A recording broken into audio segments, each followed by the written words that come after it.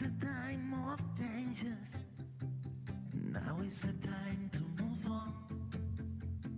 This is the time for solutions. Feel the motion. Be new is born. The any none of you. No one connected to you. The any none of you. Be new will do it for you. This is the time for solutions. Be new is for you. Muy buenos días, les saludamos desde el plató de Aviation, es precisamente la novedad de este año en el Barcelona New Economy Week.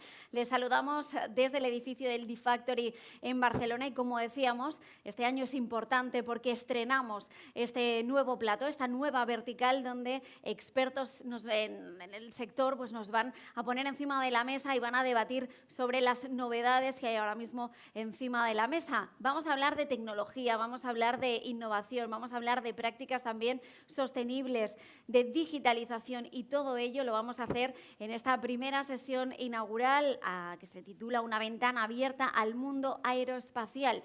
¿Por qué es tan importante este nuevo plató de Aviation que estrena, como decíamos, el BNIU? Pues sin ir más lejos, el delegado especial del Estado en el Consorcio de la Zona Franca decía en la inauguración que representa el 9% del PIB industrial en España, con lo cual es un sector en pleno crecimiento en el que también se están adaptando, como decíamos, las nuevas tecnologías y pues, nuevos sistemas de negocio también que van a través del cielo. Así que hoy es lo que vamos a poner en valor a lo largo de la jornada de hoy y la jornada de mañana. Pero, sin más dilación, vamos a presentar también a las personas que nos van a acompañar y nos van a arrojar luz sobre esta cuestión, sobre el cielo y también el negocio que hay detrás de él y la sostenibilidad que se busca. José Gabriel Martín Aguilar es la persona que hoy nos va a moderar esta sesión. Bienvenido y bienvenidos también el resto de nuestros expertos ponentes que nos van a acompañar en esta nueva franja de la mañana. Él es presidente de la Delegación de Cataluña del Colegio y Asociación de Ingenieros Aeronáuticos de España. José Gabriel, muchísimas gracias por acompañarnos. Ahora tenéis una hora por delante para que nos pongáis encima de la mesa esas soluciones, esos desafíos, esos retos que tenemos por delante en el mundo aeroespacial, en este sector. Así que, adelante. Muchas gracias, Elizabeth. Tenemos que dar también las gracias a BNIU por permitirnos a nosotros exponer la situación actual del sector aeroespacial. Yo creo que es una oportunidad única y pretendemos, con los técnicos que tenemos aquí, aprovecharla de la mejor manera posible. En primer lugar, me permitís que presente a las personas que me acompañan, que son de verdad las que van a contestar las preguntas y van a ser los realmente ponentes de esta presentación que queremos hacer. En primer lugar, tenemos aquí a David Benito. David Benito es el director general de Aviación Civil. Es ingeniero aeronáutico. Yo creo que la mayoría, menos Ignacio, somos ingenieros aeronáuticos. Y aparte de todo, yo creo que no solo estamos aquí porque somos ingenieros aeronáuticos, sino porque también tenemos amor al sector. Lo queremos y nos gusta. David, como director de Aviación Civil, nos comentará sobre transporte aéreo. Lo hará dentro de unos minutos, pero ahora voy a ir presentando uno a uno a los distintos ponentes. En segundo lugar, tenemos a Amparo Brea.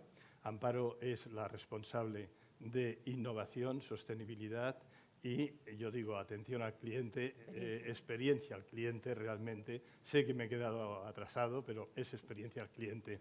Es ingeniera aeronáutica también y es miembro del comité ejecutivo de AENA. En tercer lugar, tenemos a Ignacio Rubio. Ignacio Rubio es el presidente de ASETRA. ASETRA es la Asociación de Transporte Aéreo. También es vicepresidente de CODECOP, los drones. Bueno, en definitiva, la Asociación de Operadores de Drones de Cataluña, por lo tanto, tiene el doble gorro, y yo diría el triple, porque además también eres piloto en activo, piloto de vuelo de los Airbus 330. Por lo tanto, tocas varias teclas. Y finalmente tenemos a Alfons Marqués, que es el miembro de la Asociación de Ingenieros Aeronáuticos especializado en temas de tecnología. Es una persona joven, pero ya tiene 10 años de experiencia, o sea que no tan joven, es joven pero no tan joven, y nos va a ayudar un poco a exponer los distintos temas que tocan las tecnologías modernas. Antes de empezar, recordar que tenemos por delante, además de esta sesión, otras 9 sesiones en las que se van a tocar distintos temas. Y los temas van a venir por la vía de Net Zero. En el año 2050 la aviación se ha comprometido a no contribuir a que exista más CO2 en lo que es a nivel mundial. Pero también vamos a hablar de tecnología, vamos a hablar de la mujer en el sector aeroespacial, vamos a hablar de transporte aéreo de una forma más profunda de lo que tocaremos hoy y sobre todo de la digitalización y de las ayudas que pueden haber para llevar a turista ya, porque los especialistas ya están volando al espacio, el turista al espacio. En definitiva, yo creo que tenemos 9 sesiones más que son interesantes, que nos pueden dar mucho juego y que yo, para empezar, voy a dejar solo una cosa delante, porque como colegio de ingenieros tengo que decirlo. Muchas veces se tacha a la aviación de que somos los que contaminamos más, y no es cierto. Dejadme que deje solo una cifra. Toda la movilidad, e incluyo los que son las carreteras, lo que es el tráfico marítimo y lo que podríamos llamar el tren, toda la movilidad contamina el 19%. Y dentro de ese 19%, la aviación el 13%. En otras palabras, si tenéis interés, recordar que la cifra de lo que contaminamos en aviación no supera el 3% a nivel mundial.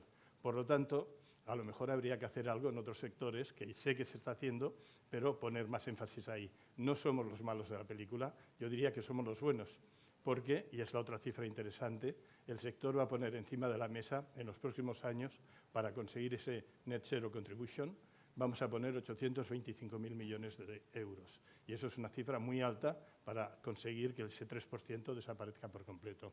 Y ahora ya os voy a pasar la palabra a todos vosotros y vamos a ver cómo nos ilustráis sobre distintos temas.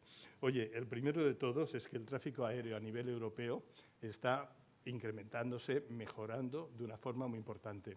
David, ¿qué retos tenemos para que eso continúe y continúe de una forma sostenible? Pues muchas gracias, José Gabriel.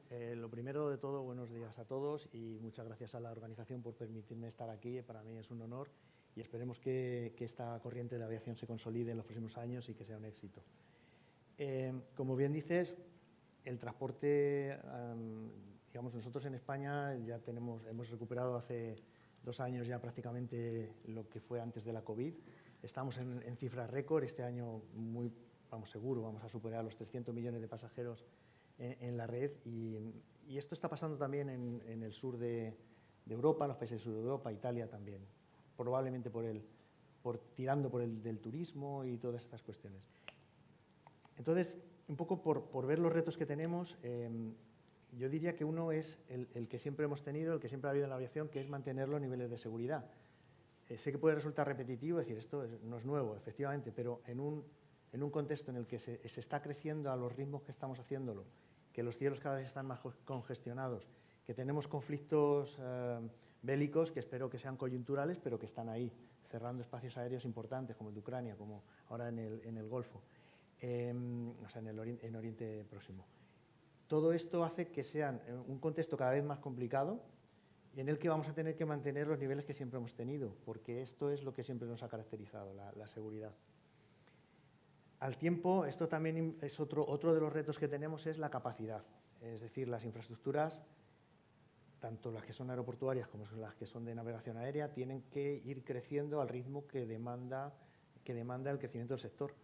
Entonces, nosotros hemos tenido la suerte de tener unas infraestructuras que veníamos de años que se dimensionaron muy bien, pero ya volvemos a entrar en ciclos que veremos que vamos a tener que volver a crecer las infraestructuras.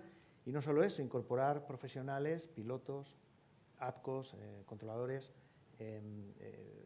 personal de mantenimiento e incluso inspectores en la administración. Esto es un reto en sí mismo porque no es tan fácil formar profesionales. Tenemos, por supuesto, el reto de la sostenibilidad. Todo esto, este crecimiento y todo este incremento hay que hacerlo, como bien has dicho, consiguiendo alinearnos con el objetivo de llegar al año 2050 con un objetivo de emisiones netas cero. Y esto es emisiones de gases de efecto invernadero, pero también ahora estamos empezando nuevos campos para ver cómo afecta también otras emisiones que no son de gases de efecto invernadero, como son los óxidos de nitrógeno, como son las contrails, las estelas, que también se está viendo que pueden tener un efecto en el cambio climático que hay que evaluar porque no es tan claro, o no lo tenemos tan claro como el que tiene los gases de efecto invernadero.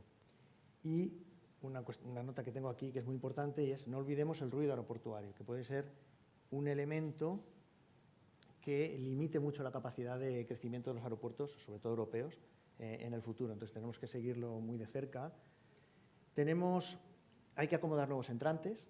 Tenemos ahí, por supuesto, los drones, que eso todo el mundo lo espera y ya son una realidad, pero tenemos también las operaciones alta cota, las HAO, las llamadas High Altitude Operations. Tenemos operaciones espaciales con reentradas, controladas o no, los despegues de artefactos, y eso hay que hacerlo compatible con la navegación tradicional, ¿no? Para que todos compartamos ese espacio aéreo que es de todos. Tenemos una competencia internacional creciente porque, digamos que el centro de gravedad del transporte aéreo se está desplazando hacia Asia, están teniendo crecimientos muy grandes, y eso significa que están comprando muchos aviones, significa que vamos a tener que afrontar esa competencia cada vez mayor. Tenemos el reto de la resiliencia, porque el COVID nos enseñó que una crisis como esa podía pasar en cualquier momento. De hecho, todo el mundo descuenta que pasará, no sabemos cuándo, volverá a haber otra crisis. Por COVID, por un virus o por cualquier otra cosa, pero tenemos que estar preparados.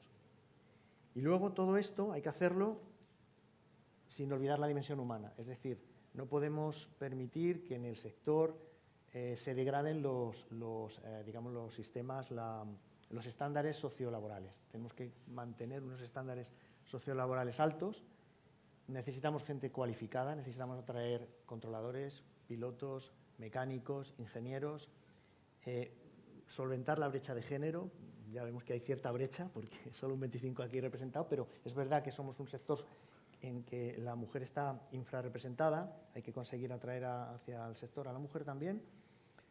Y todo eso, pues porque en las nuevas generaciones competimos con otras industrias que son muy atractivas también para ellos, que tienen teletrabajo, que tienen mejores condiciones, con lo cual es un reto en sí mismo atraer estas nuevas generaciones. Y por último, mencionaría el reto tecnológico. El reto tecnológico es cómo nos va a afectar las nuevas tecnologías disruptivas, como son el caso de la inteligencia artificial, en un sector que somos paradójico, porque siempre hemos sido tecnológicamente muy avanzados, pero a la vez los ciclos de incorporación de nuevas tecnologías disruptivas son lentos, porque tenemos que ser cautos. No podemos meter cualquier cosa en un avión porque tenemos que estar seguros de que eso no va a afectar la seguridad. Con lo cual es una paradoja y tendremos que ver cómo nos afecta todo esto que está surgiendo. Y ahí lo dejo para que mis compañeros también tengan tiempo de explayar. Amparo, vas a tener que complementar de alguna manera la pregunta. Bueno, yo... Realmente hablando un poco más de los aeropuertos, que yo creo que es lo que AENA maneja de una forma completa, en España al menos. Bueno, yo en primer lugar dar las gracias a BNew por invitar a AENA a participar en esta mesa, y yo por enfocar en todos los riesgos que ha dicho David. Yo creo que realmente el reto más fabuloso que tiene el transporte aéreo ahora mismo es el tema de la descarbonización. Me gustaría empezar con una reflexión, porque además va al hilo de tu pregunta, en relación a la aparente contradicción que hay entre crecimiento y sostenibilidad. Hay muchos estudios, y tú has dicho la cantidad que hay relacionada con inversiones en nuestro sector, pero hay muchos estudios que yo recuerdo en concreto uno que analizan esta situación. Dicen que que cuantifican como inversión necesaria de aquí al 2050 para alcanzar ese reto global de ser net cero o cero emisiones netas en el año 2050, en cantidades que pueden representar del entorno de un 6,4% del PIB promediado de aquí al 2050. Entonces, de esto se deduce que es necesario tener un crecimiento económico para poder afrontar todas esas inversiones, para poder dar tiempo a que todas las tecnologías maduren y a poder implementar también todas esas tecnologías en nuestra propia actividad. Y miméticamente pasa lo mismo con el transporte aéreo. El transporte aéreo tiene que invertir mucho, dar tiempo a que los aviones del futuro que sean bajos en carbonos, bajos en emisiones, puedan desarrollarse y además en los ciclos de producción e implementación que tienen las compañías aéreas es necesario dar ese tiempo y, por lo tanto, es necesario acompañar todo esto de crecimiento económico. Hablaremos después probablemente, pero las soluciones de futuro de aviación eléctrica, aviación de hidrógeno, se esperan para el 2035 o 2040 y, mientras tanto, soluciones a corto serán pues, soluciones de tipo operacional, temas del cielo único europeo, temas relacionados con eficiencia de aeronaves de las convencionales, porque son cada vez más eficientes los motores y, por supuesto, lo que es objeto del segundo panel, el tema de los combustibles de aviación sostenible, los SAF. Pero también estos tienen distintas rutas tecnológicas, unos ya están más maduros, aunque desde el punto de vista del precio todavía no estén maduros, pero también es necesario desarrollar otras rutas tecnológicas porque con los que hay ahora mismo maduros no habrá suficiente para conseguir los objetivos de futuro. En lo que respecta a los aeropuertos, que comparativamente y relativamente hablando lo tenemos más fácil, aunque es verdad que también lo tenemos difícil, los aeropuertos españoles ya recogieron el testigo de hacer el camino de la descarbonización. En el año 2021 aprobamos nuestro plan de acción climática del 2031 al 2030. Está englobado dentro de una estrategia global de sostenibilidad que, además de los elementos de descarbonización de CO2 propiamente dicho, habla de otras cosas como la biodiversidad, el tema del ruido, tan importante para nuestras infraestructuras porque el ruido es un problema local, aunque lo que es la contaminación atmosférica es un problema global. Y en la estrategia de la compañía, la sostenibilidad es un pilar transversal que está empapando a toda la organización para conseguir esos objetivos. Es una hoja de ruta que ya hemos empezado desde el año 2021, nos ha permitido alcanzar reducciones de hasta el 70% de nuestras emisiones propias en el año pasado, y eso nos ha permitido también reformular nuestros objetivos y hemos adelantado lo que es el net cero de la compañía de los aeropuertos españoles al año 2030, o sea, 20 años por delante del compromiso global. Pero efectivamente esto no solo se queda en nuestras emisiones, AENA tiene el compromiso de favorecer y empujar también la reducción de emisiones de terceros. Hemos hecho ahora recientemente una licitación de las licencias de handling con unos requisitos medioambientales muy exigentes y eso nos permitirá que sean cero en el año 2030 las emisiones de handling, y estamos favoreciendo iniciativas relacionadas con SAF y con otras iniciativas porque el reto de la descarbonización es un reto muy importante y si no es entre todos los actores de la cadena de valor del transporte aéreo no vamos a poder solventarlo. Una pregunta, porque me ha dejado sorprendido el 2030. ¿Vais a ser de los primeros países que vais a tener, teóricamente, Net Zero Contribution a nivel de aeropuerto en los próximos 5 años? Sí, la verdad es que lo tenemos muy cerca, pero lo vamos a conseguir. Hay aeropuertos ya que pueden tener otros objetivos similares. Lo que no hay es una red de 46 aeropuertos como la nuestra que tengan ese objetivo. Muy bien. Oye, vamos a cambiar un poco ahora de tema. Yo creo que es importante. Hemos tocado de refilón los distintos tipos de combustible. Sabemos que a partir del 2030 serán o bien moveremos los aviones eléctricamente o se moverán los aviones con combustibles sostenibles o bien se moverán con pila de hidrógeno. Entonces, como piloto y como responsable de ASETRA, en final transporte, ¿qué nos puedes decir tú del reto que supone la introducción del hidrógeno en los aviones del futuro? ¿Es viable? ¿Puede funcionar cuando está previsto que funcione? ¿Qué opináis desde el punto de vista de ASETRA y como piloto también? Bueno, en este momento lo cierto es que se están realizando ensayos al respecto de la aplicación del hidrógeno verde en aviación, en los motores. Airbus tiene mucho interés, evidentemente, en obtener este tipo de motor para, por la gente, conseguir ese objetivo que comentaba Amparo. Pero lo cierto es que en este momento nos sorprende un poco, como decíamos, ese límite del 2030-2035 en la aplicación o en el éxito de encontrar esa solución de aplicación del hidrógeno verde. Primero, porque, lógicamente, hay un elevado coste en cuanto a las infraestructuras aeroportuarias, habrá que adecuarlas al suministro de los aviones. Por otro lado, lógicamente, los operadores, en la actual aviación que conocemos, pues tendrán que tener la fiabilidad de que, efectivamente, el uso de ese combustible de hidrógeno verde, lógicamente, pues va a ser seguro, que es la principal base de la operación de las aeronaves, de la seguridad de los pasajeros. Y, por otro lado, lógicamente, lo que decimos, la estabilidad de ese hidrógeno verde que al final pueda, realmente, a determinadas alturas, pues tener la certeza de que va a operar adecuadamente con los motores del futuro. Entonces, esos elementos están encima de la mesa y, lógicamente, como decimos, los ingenieros aeronáuticos están estudiando precisamente cómo vamos a aplicar los pilotos al final ese combustible, si vamos a tener la certeza de que va a ser su uso adecuado y, lógicamente, con la garantía de la seguridad. Y, por otro lado, como comentaba, el coste de las infraestructuras de, como decíamos, una red como la que tiene AENA, 40 y tantos aeropuertos en España, pues evidentemente poderlo aplicar es elevado. La Generalitat de Cataluña ya ha puesto en marcha un proyecto de hidrógeno verde en el aeropuerto de Lérida y, lógicamente, veremos qué recorrido tiene y si efectivamente puede ser beneficioso para encontrar esa llave que nos dé, evidentemente, el futuro de la aviación sin contaminación. Bien, y de ahí tenemos que pasar a tecnología. Como ingeniero aeroespacial, realmente, desde el punto de vista de la tecnología, ¿cuáles son los retos a los que nos enfrentamos en el futuro con la aplicación de las nuevas tecnologías? ¿Y realmente la inteligencia artificial es el más importante o tenemos otros? Alfonso. Vale.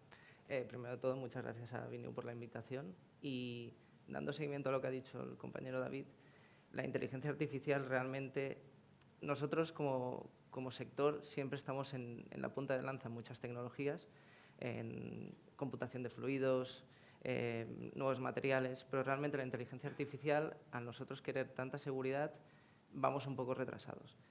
¿Qué es lo que pasa, por ejemplo, cuando hablamos de producción aeroespacial? Para dar un poco de contexto, tenemos dos grandes fabricantes, Airbus y Boeing, que básicamente controlan el mercado.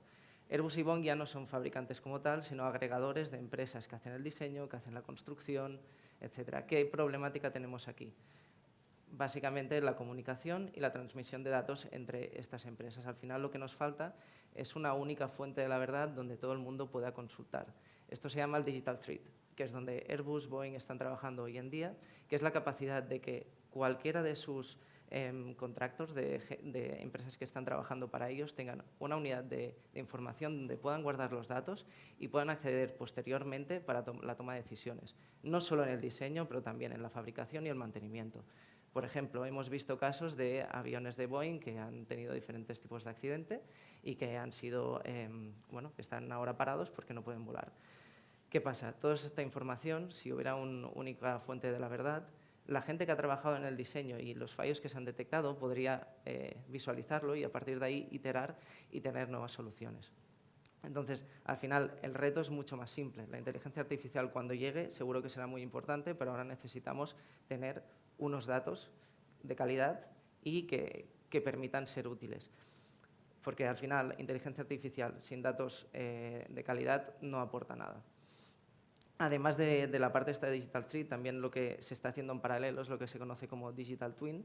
Básicamente, la idea es que una vez tú tienes todos los datos de tu avión o de tu aeronave, tanto desde que se hace la fabricación, desde que se hace el mantenimiento, hasta cuando se está operando, puedes tener lo que se conoce como una copia virtual de tu aeronave que te permite hacer simulaciones y a partir de ahí pues, ver posibles errores y detectarlos anteriormente, que esto sería lo que posteriormente aquí podríamos integrar toda la parte de inteligencia artificial y tener diferentes resultados y saber, pues, antes de que pase algo, detectarlo.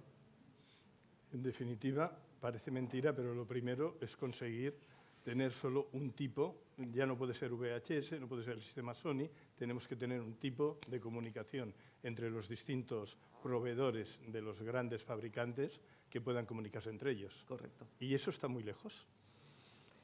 Están trabajando en ello. Yo creo que la realidad es que va a tardar más de lo que pensamos. Y para poner un ejemplo muy banal, seguro que muchos de nosotros cuando estamos trabajando con un Excel y nos lo envía alguien de Estados Unidos o de Francia acabamos teniendo problemas. los contratos de estas grandes compañías cambian a diario y al final generar estándares es algo que se tarda mucho. Cuando tienes una nueva versión de un software tienes que iterarlo. Yo creo que a 5 o 10 años vista probablemente la realidad sea que lo tengamos en ese momento y sea cuando realmente podamos tener inteligencia artificial aplicada dentro de toda la línea de fabricación de una aeronave. Muy bien. Yo creo que hemos visto que tenemos unos objetivos, pero también tenemos unos retos importantes. O sea, conseguir llegar al 2050 con Net Zero Contribution va a ser bastante, digamos, desafiante para todo el sector. Yo creo, Benito, David, que lo primero de todo que debiéramos decir es cuáles son las principales medidas concretas que podemos aplicar ya. ¿Nos puedes ilustrar en ese sentido? No sé si ilustrar, pero bueno, tenía apuntadas en cada una de las áreas cuáles son los vectores que están ahora mismo, yo creo, o que van a marcar en lo que tenemos que trabajar, en lo que ya estamos trabajando y luego yo creo que mis compañeros a lo mejor pueden incluso desarrollar algunos. Lo voy a dividir un poco como estamos organizados también en la Dirección General, que es una organización típica y clásica del sector. Yo lo veo infraestructuras, tanto las aeroportuarias como las de navegación aérea, y luego un poco hablaré de los operadores, ya los que... En lo que es las infraestructuras y en aeropuertos, en breve nosotros, me refiero a nosotros, con AENA especialmente, pero bueno, vamos a empezar un nuevo ciclo de planificación. En España, digamos, los aeropuertos de interés general o la red de aeropuertos de interés general de AENA está sujeta a una regulación. Hay unos documentos de regulación aeroportuaria. Ahora mismo estamos ejecutando, por así decir, el segundo de estos documentos, que es un ciclo del año 22 hasta el 26. Y el siguiente documento, que será lo que nosotros llamamos el DORA 3, este tendrá un ciclo 27-31. Entonces, nosotros empezaremos probablemente ya con AENA el próximo año ya a trabajar, aunque parece que es muy pronto. La realidad es que tenemos que hacer muchos análisis y es una cuestión compleja. Y es un DORA que yo creo que va a estar caracterizado por un ciclo de inversión alto, de nuevo, por lo que decía al principio, es que hay algunas infraestructuras que tenemos que actualizarlas. Málaga crece a ritmos exagerados que ni siquiera nadie podía prever. Y bueno, pues es un típico caso de que a lo mejor te puedes quedar corto de capacidad antes de lo que realmente te da y por tanto tienes que empezar ya ciclos de expansión de estas infraestructuras. No necesariamente del campo de vuelos, puede ser de la parte del lado tierra o de la parte de gestión de los pasajeros, pero tienes que hacer esas adaptaciones para que no quedarte corto de capacidad. Tenemos, y esto ya Amparo sabe bien de esto, tenemos que hacer compatible la introducción de nuevas medidas de digitalización y de medidas tecnológicas en los aeropuertos, pero al mismo tiempo facilitando el flujo de los pasajeros y al mismo tiempo incrementando los niveles de seguridad. Son cosas que a veces es complicado hacer, pero ejemplos como la introducción de los tomógrafos, estos que ahora podemos ver ya en los aeropuertos, yo lo he visto ya en el de Barcelona, en Madrid también están unas máquinas ya con nueva tecnología de los escáneres que te permiten no sacar las tablets, que te permiten no sacar los líquidos, pues es un claro ejemplo de que mejora la seguridad al tiempo que también la experiencia del pasajero se incrementa, vamos, creo, órdenes de magnitud, ¿no? Y ahí tenemos un reto también, que en breve, salvo que la Comisión lo vuelva a retrasar, tenemos el funcionamiento del Entry Exit System en nuestros aeropuertos, una especie de sistema como el que tienen los americanos de control de entrada y salida de las fronteras. Y esto en sí es un reto porque nosotros tenemos unos componentes no Schengen en algunos aeropuertos importantes, como Alicante, etcétera, y veremos a ver cómo funciona. Tenemos, por supuesto, el reto de la sostenibilidad, que ya nos ha hablado, ¿no? En los aeropuertos pues hemos visto, Amparo nos ha visto los planes que tienen. Y de nuevo, insisto, el tema del ruido. Nosotros en tema de ruido, el año pasado ya publicamos los mapas estratégicos de ruido de 13 aeropuertos, que son los que la normativa son los más grandes, los que tienen más de 50.000 movimientos anuales. Y ahora vamos a publicar en breve ya otra vez lo que son los planes de acción de ruido asociados a estos mapas estratégicos, que tienen por objeto disminuir la molestia en las poblaciones colindantes, vecinas.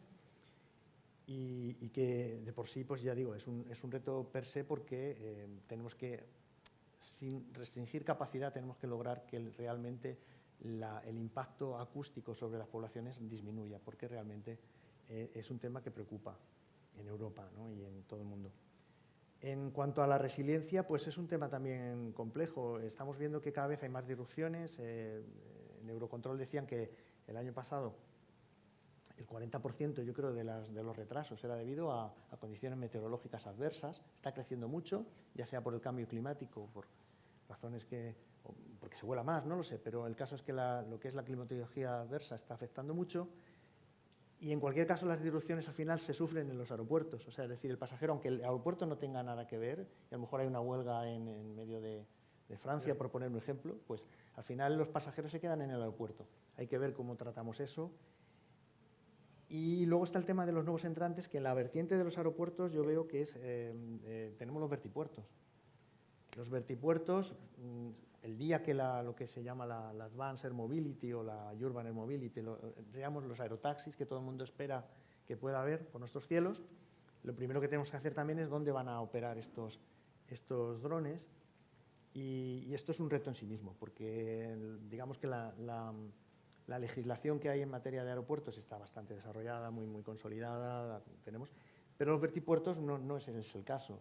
Se supone que van a estar en entornos urbanos, mucho más congestionados per se, pero hay que protegerles también para que estas aeronaves operen de forma segura, y esto es algo que tenemos que hacer las administraciones. Yo sé que se está haciendo aquí en Cataluña y lo tendremos que hacer a nivel nacional, porque hay comunidades autónomas que tienen esas competencias asumidas, otras no, y entonces, bueno, el Estado tiene que estar en cualquier caso. En materia de navegación aérea, y no me quiero mucho para luego también dejar a mis compañeros, pues los retos son los mismos, pero las respuestas son diferentes. Tenemos la capacidad de resiliencia igual. Tenemos que incorporar controladores a un ritmo mayor. Los controladores es difícil formarlos porque es una formación compleja, larga. Luego hay que habilitarlos, etcétera, y realmente está creciendo tanto el tráfico que a veces en Europa se está notando que no podemos incorporar suficientes controladores al ritmo que es necesario. Tenemos que seguir incorporando tecnología. David, permíteme que le haga, porque has dicho una serie de cosas y yo creo que a lo mejor lo puede complementar pues, Amparo. Si quieres, perfectamente, y luego ¿Sí? continuamos. Entonces, has comentado algo sobre el tema de innovación. La pregunta es, ¿la innovación va a ser suficiente para, de alguna manera, conseguir que la experiencia del cliente mejore y al mismo tiempo seamos sostenibles? Amparo, ¿cómo lo ves? ¿Cómo lo vais a hacer en los aeropuertos? Bueno, pues la innovación no sé si será suficiente, pero desde luego es una palanca fundamental.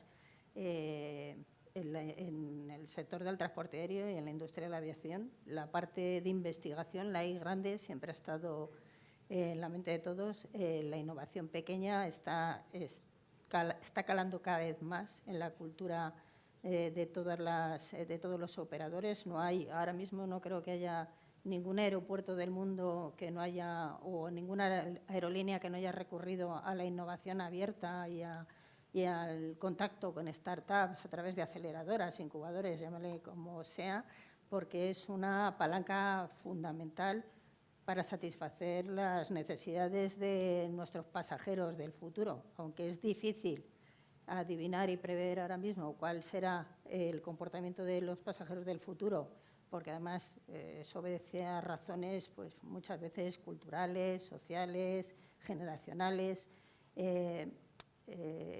Por poner algún ejemplo, y en relación con la sostenibilidad, la creciente preocupación de nuestros usuarios por la sostenibilidad es una realidad, y eso es algo que a nivel de innovación también se está teniendo en cuenta. De hecho, yo estuve ayer en unas jornadas en Ámsterdam de aviación e innovación, y se decía en todos los paneles y en todas las mesas que el porcentaje mayor de soluciones innovadoras iban vinculados a la sostenibilidad. Como cambio generacional, pues todos vamos cumpliendo años, otros más deprisa, unos más deprisa que otros, llegaremos a tener otro tipo de necesidades, y satisfacer las necesidades de personas con movilidad reducida, con discapacidades invisibles, también es una necesidad que queremos satisfacer con innovación. Y, por último, vivimos una sociedad cada vez más digital y más autosuficiente. Entonces, todo esto, del lado de la innovación, pues nos ha hecho desarrollar iniciativas como las sillas autónomas o la biometría en todos los procesos aeroportuarios para que sea todo más autosuficiente y mucho más seamless, que se dice. Temas como la comunicación vía chatbots, que también es más de autoservicio, o temas como los drones, son todo iniciativas que se están destilando en los aeropuertos para resolver esas necesidades de los pasajeros. Pero vamos, lo que subyace en todo esto es que lo importante es tener un conocimiento muy profundo de las necesidades de nuestros pasajeros para poderlas satisfacer, y también AENA se está dotando de herramientas y palancas vinculadas a inteligencia artificial, a videoanálisis, a Big Data, porque todo eso te permite ahora mismo tener un conocimiento más profundo de lo que son tus pasajeros y actuar en consecuencia, y con la innovación adaptarte más rápidamente a esos cambios. Muchas gracias, Amparo. Vamos a cambiar un poquito de tema, pero ya lo hemos tocado un poco. Inteligencia artificial, los nuevos aviones que llegan con mucha más tecnología. ¿Se va a introducir la inteligencia artificial en la cabina? Los pilotos, ¿cómo veis esa introducción de la inteligencia artificial en la cabina? El piloto único como concepto, ¿lo veis bien desde el punto de vista de los pilotos que sois los que al final manejáis los aviones? ¿Qué nos puedes contar, Ignacio? Bueno, en este caso la inteligencia artificial se implementa en el sector del transporte aéreo y las cabinas, lógicamente primando en primer lugar la seguridad. En este momento se están haciendo prácticas ya directamente con el concepto del autotaxi, que los aviones puedan realizar el taxi autónomo en los aeropuertos. Por otro lado, lógicamente, tenemos la gestión del tráfico aéreo, que la inteligencia artificial también puede ser un elemento de apoyo para, lógicamente, en la masificación que tenemos del tráfico aéreo, como explicaba también David, pues, lógicamente, la reducción de espacios aéreos supone garantizar más la seguridad, que los sistemas sean mucho más fiables y, evidentemente, basado en eso, la inteligencia artificial también nos puede ayudar. También otro concepto es el TICAS, el uso del TICAS, que sería el sistema de prevención de colisiones en rutas coincidentes de los aviones en el espacio aéreo. Cuando vamos a un avión, a veces nos parece que estamos solos, pero realmente yo que vuelo pues, por todo el mundo en el Airbus 330, te das cuenta de que no estamos solos en el espacio. Hay muchos tráficos, nos cruzamos por las noches, básicamente a 300 metros de diferencia unos de otros, ¿no? Y contando que cada uno va, pues puede ir a Mach 80, 81, pues evidentemente la distancia y el tiempo de reacción, los sistemas pues, que tenemos nos permiten actuar, pero la inteligencia artificial nos va a facilitar eso. Y yo creo un elemento, como tú comentabas, la cuestión de los pilotos, un solo piloto de las cabinas. En este momento es una gran controversia que existe en Europa. Las asociaciones de pilotos, lógicamente, pues defienden el hecho de que seamos dos básicamente porque estamos conjuntamente en la operación del avión, y el hecho de que haya un piloto que se vaya a dormir y otro se quede, digamos así, haciendo esa redundancia de esa vigilancia de los sistemas, por muy tecnológicos que sean, con la inteligencia artificial, pues entendemos que puede afectar también a la seguridad. Hasta que no sea realmente el sistema fiable y, evidentemente, no se pueda prescindir de esa redundancia, de ese control activo de dos profesionales, y hablamos de actividades pues, que en las circulares operativas de vuelo nos hacen hacer pues, bastantes horas, que a veces se reconoce que las tripulaciones están cansadas, pues lógicamente nos obliga a que hayan dos pilotos en la cabina para garantizar la seguridad. Y yo creo que al final el punto último de la inteligencia artificial, como comentaba, evidentemente puede ser la creación de un sillón inteligente que permita, evidentemente, en las cabinas de alta tecnología, que el piloto opere al final desde el punto de vista del pensamiento, es decir, que el piloto piense y gestione la aeronave con un sillón que le permita y unas tecnologías que le permitan, como el HUD hoy en día, pues mover el avión solamente pensándolo. El avión sería prácticamente manejado por la inteligencia artificial, pero controlado por el piloto.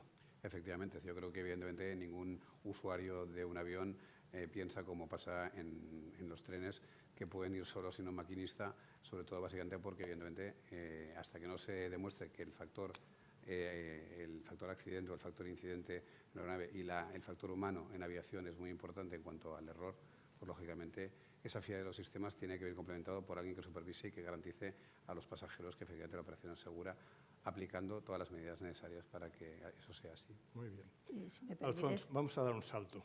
yo quería, vale. si me permites, en relación a esto, sabéis que recientemente se ha aprobado la Directiva de Inteligencia Artificial en Europa y una de las premisas es que nunca va a haber inteligencia artificial sola, siempre tiene que haber una intervención humana, o sea, que la inteligencia artificial pueda llegar a llevar un avión, un tren o cosas de estas, por directiva no va a estar. Siempre tiene que haber una intervención humana en relación a esto. Es muy importante, porque todavía estamos discutiendo y a veces este detalle se nos olvida, la regulación. Y la regulación es clave en todo este desarrollo de lo que es la aviación del futuro. Alfonso, yo te decía que vamos a dar un salto y estamos empezando a ver los primeros turistas espaciales que realmente son turistas. Entonces, imaginemos que de aquí 10 años queremos que el sector del turismo aeroespacial mejore, pero mejore no solo desde el punto de vista de calidad, sino también desde el punto de vista de número de personas. La pregunta al final es, ¿qué desarrollo deberíamos primar para conseguir eso? Creo que dentro del propio sector hay ilusión porque haya turismo espacial. Vemos también que hay muchas personas que si se lo pueden permitir se van a apuntar, pero estoy seguro que tenemos por delante como ingenieros un trabajo importante para desarrollar ese turismo. ¿Cuáles son los desafíos?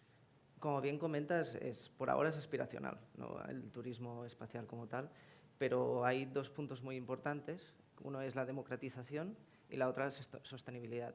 ¿Por qué democratización? Voy a hacer ahora un paso un poco paralelo, pero la ciencia ficción ya lo he investigado. Al final, el viaje aeroespacial no solo nos abre las puertas como a un nuevo mundo, sino a recursos nuevos. Eso que implica muchas tensiones bélicas están generadas por la necesidad de recursos.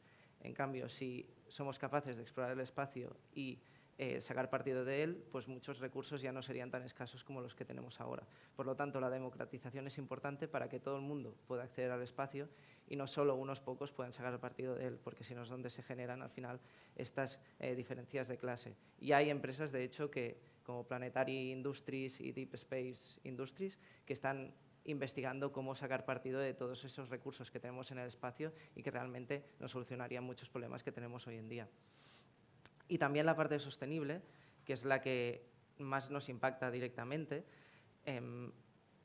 Para dar contexto, por ejemplo, SpaceX es el primer fabricante que es capaz de recuperar una aeronave después de ser utilizada. Si cada vez que tenemos que ir al espacio tenemos que utilizar una aeronave distinta, todos tenemos claro que esto no es sostenible.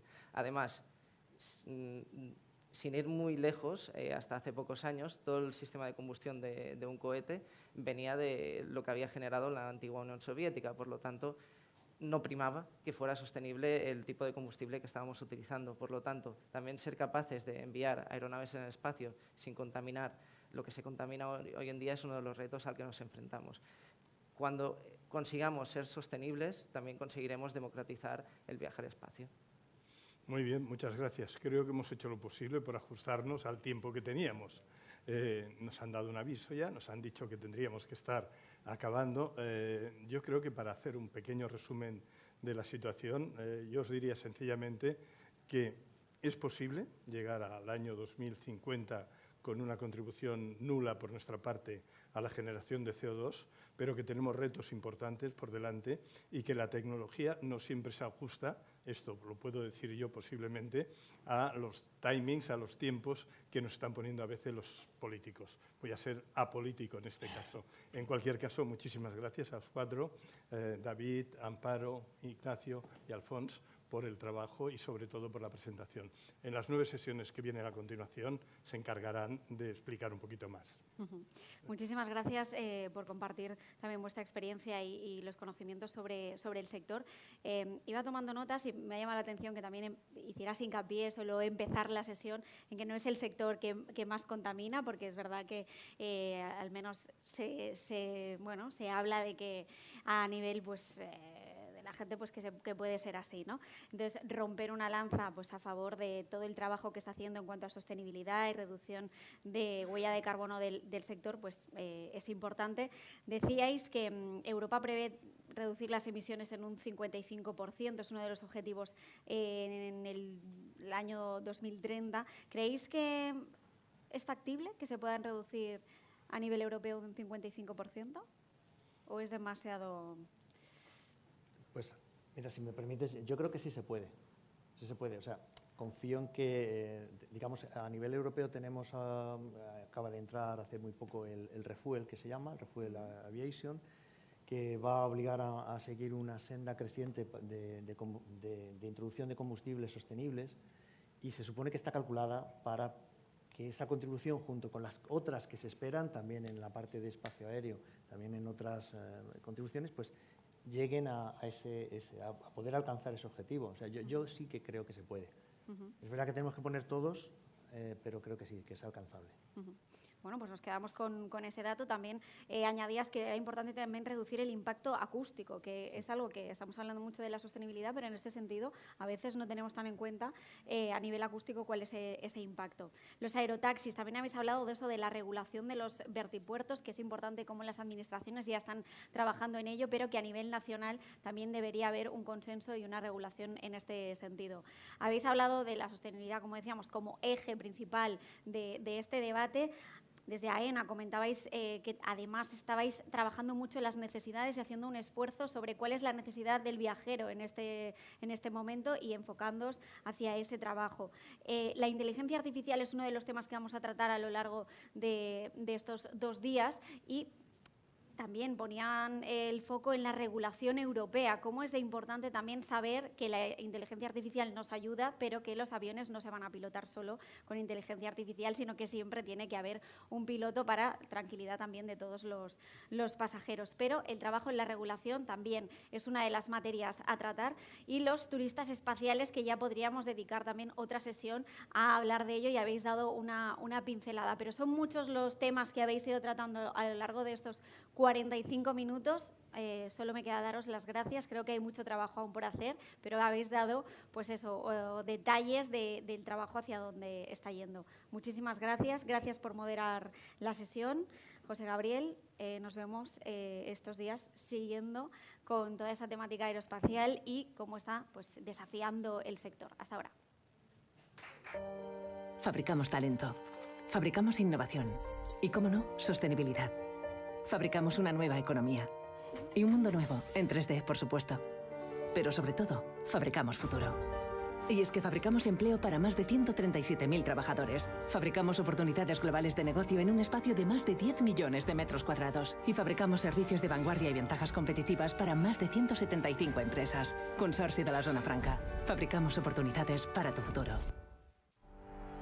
Bienvenidos a The Factory Barcelona, la fábrica de talento, de tecnología, de innovación y, por supuesto, de Barcelona.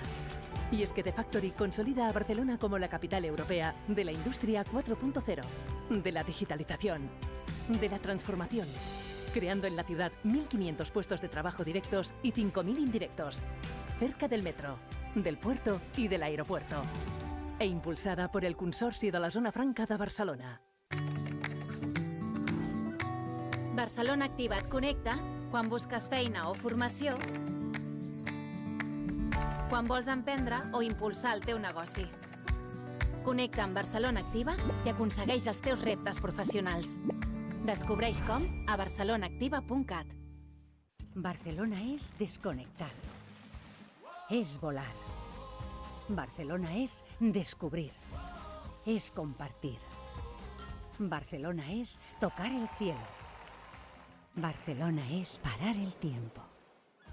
Barcelona es vida. Es amar. Barcelona es única. Es un montón de likes. ¿Qué Barcelona conoces tú?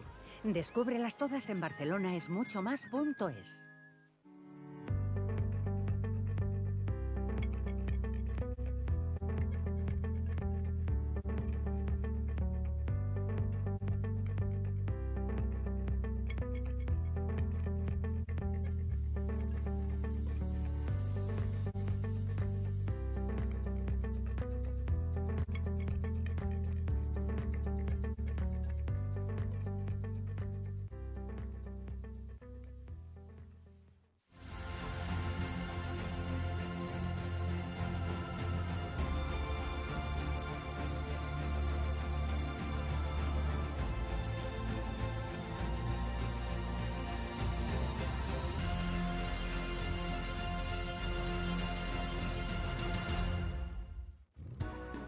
Por fin un banco que trata a las empresas como personas.